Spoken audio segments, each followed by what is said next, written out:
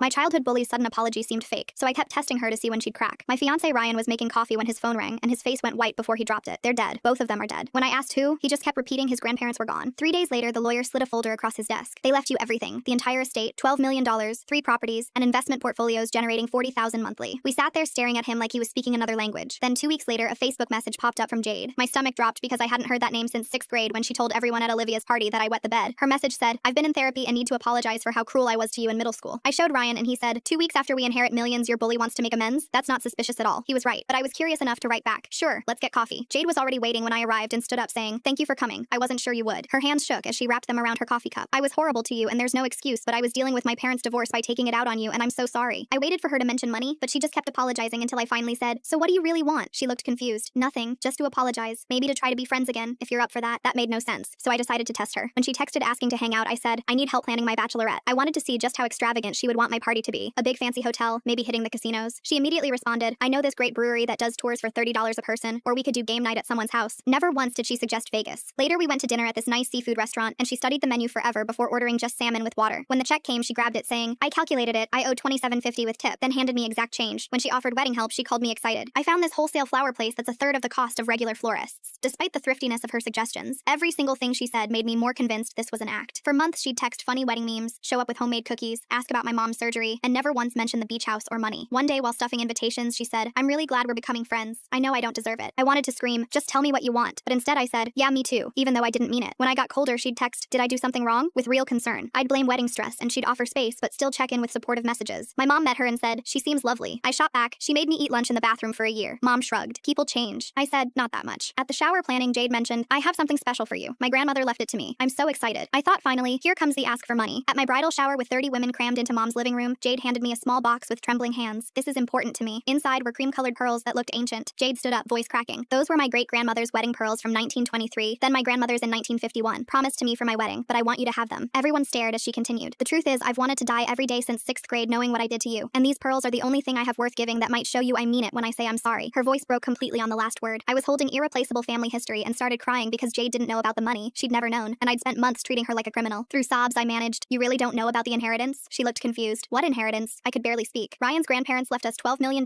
2 weeks before you messaged me." Her face went white. "Oh my God, you thought I was after your money." She started laughing, but it was about to turn into crying. She sat next to me. "I saw your engagement announcement, and my therapist had been pushing me to make amends." She wiped her eyes between fits of laughter. "I couldn't even afford a wedding gift, so I gave you my grandmother's pearls." "What kind of long con is that?" "My mom brought us tissues to keep us from destroying our outfits with the mascara running down our cheeks, and I tried to give Jade the pearls back, but she pushed them away as she laughed so hard she couldn't breathe."